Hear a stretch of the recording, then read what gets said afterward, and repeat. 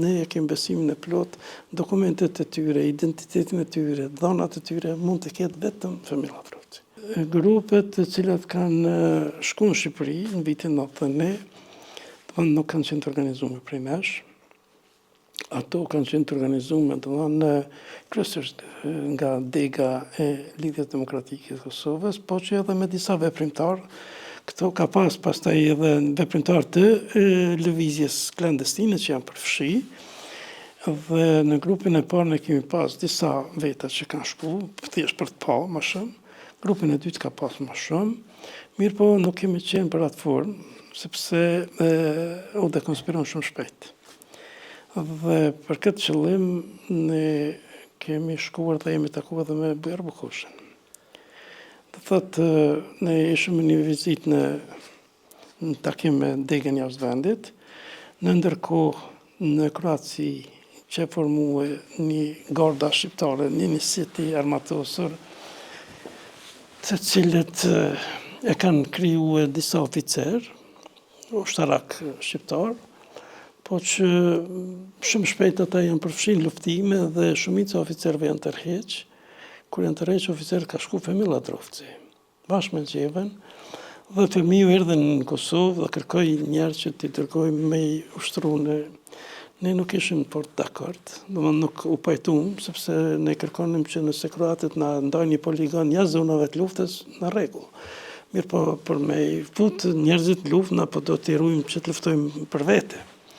Kështu që shkuam në Kroaci, i pam ato gardën, ne edhe më herët kemi qenë Kroaci, kemi vendos kontakte me oficerë, me Tom Berisha, me Naima Loko, Fadil Demirin, Tom Orbuza, me këta oficerë kemi vendos kontakte gjatë vitit 1991, dhe jemi përpjek që të arrujmë si strukturë dhe të forcohemi, mirë po nuk ata kanë pas disa lidhje me kroatët dhe në thanë që do të sigurojmë armatime këtu, kemë shku disa herë, po kanë pas vetëm fjalë, nuk ka rezultu diçka që në një rast na ofru një specifikacion 25 tona që do të na japin edhe ne mendonim që me ato e nisëm luftën, mirë, po nuk doli gjë prej asaj pune, edhe pse kem shku disa herë në Kroaci.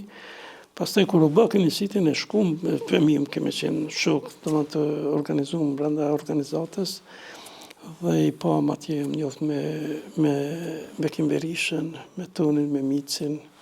Në Zagreb jem njoft, gjatë kohë sa kanë qenë pjesë ati njësiti, ata kanë luftu, janë vendosur në Gospiç dhe prej aty shumë shpejt i kanë fut në operacione luftarake, janë vra, sepse këtë ndrojtje e kishëm ne, se u thoshëm nëse ne jem shqiptar pak qak nxehtë, nëse ke armën, ke uniformën, vetë mundet të futin në ofër beteja ku ka do të luftë, dhe nëse të vritet ose të plagosen një shok, ai motivi pastaj është i madh për të hakmarrë. Dhe në këtë aspekt dhe është vepru, sepse jam vrarë 2 djem nga Kaçaniku, jam në plagos 6. Dhe ata pastaj janë futur në operacion luftarake që kanë luftuar dhe kanë shtyr për 10 kilometra atë vinë e frontet që ka qenë anë nga Gospiçi, ka qenë një njësi që kanë luftuar shumë, një pjesë e konsiderueshme atyre ushtarëve janë vrarë, qoftë në Bosnjë, qoftë në Kroaci, po që një pjesë e tyre pastaj kanë ardhur dhe janë kyç në radhë të ushtrisë timtare të Kosovës. Në tetor të vitit 91, ne ishim në Kroaci dhe fëmiu ka pas raporte shumë të mira me Ramush Tahirin. Kanë qenë shok të studimeve dhe me Nik Gjeloshin. Ramush Tahiri në atë kohë është emëruar ministri i mbrojtjes.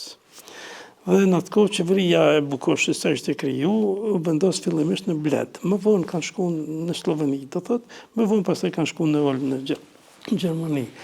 Ata ishin në Bled dhe fëmiu u dëgju me Ramushën, ata kanë 2 shok nga udhëheqja e lëvizjes që janë këtu, dhe doni takoheni. E vendosmi takim, ne shkum bashkë me fëmiun në Bled, në shkum për të taku me Ramush Tahirin, po kishte qenë Bukoshi. Dhe ullëm, po bisedojmë, tha çfarë do të mujmë me bëu anje në qeverinë, jo lëvizja. Dhe i thash, pa qeveri e kem tronë Jugosllavinë, tash me qeveri po besoj që kena me përfundu punën më shpejt.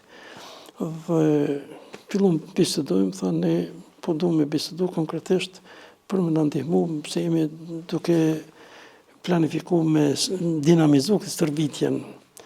Ne u thëmë që nuk jemi dakord me këtë formë, sepse është pak e rrezikshme se janë dekonspiru.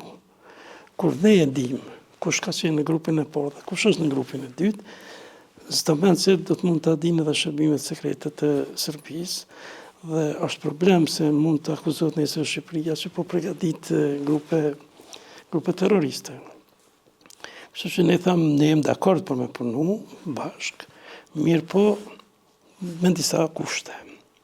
Ne u vendosëm kushte që ata të na kërkojnë sa veta prej cilës zonë, për cilit qytet, ne u atërkojmë, dhe se identitetin e tyre nuk do të dinë as qeveria, as oficerët që ushtrojnë Shqipëri, dhe as nuk do të dinë kush prej ngashtë.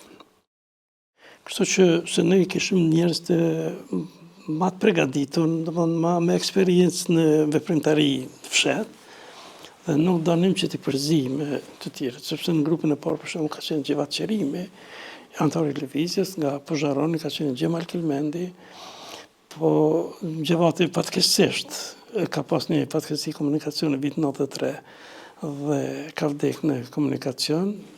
Ka do të dyshime që ka mund tjetë edhe kurdisur, po ka qenë një veprimtar jashtëzakonshëm. Sikur ai jetonte në nënën e Karadokut, para tij nuk do të ish përmendur askush. Se ka qenë veprimtar i shkëlqyeshëm. Kurse në grupin e dytë ka pas më shumë. Dhe ne u thamë atyre që tash ne nëse i dërgojmë njerëzit, ne i dërgojmë jo përmes vijës Shkup, Qyre Trieste, Tiranë ose Qyre Tiranë me aeroplan, sepse atër biletet kanë qenë shumë shtrejt, dhe shpenzimet e rrugës i shfrytëzojmë për shpenzime ditore në Shqipëni sa të shkojnë, ku do që ushtrojnë ato poligonet, dhe shpenzime ditore kurse shkojnë në kom, kthehen në kom, shkojnë thatë, kthehen platë. Kjo është mirë po, e tha, po dhe këta që i dërgojmë ne janë të zgjedhur. Ne nuk dojmë me i përzi, me po bashkë. Tha, po për histori, bukushe. Tha, për histori, ju që ku afemiu, ne e kemë besimin e plot, dokumentet e tyre, identitetin e tyre, dhonat e tyre, mund të ketë vetëm Femila Vroci. As kusht tjetër, as në Shqipëni, as në to, kur vjen puna dhe klasifikimit për histori, pas të nxirën në të dhona. A mbete që të na kontaktoj pra, pas në ka kontaktu asnjëherë më.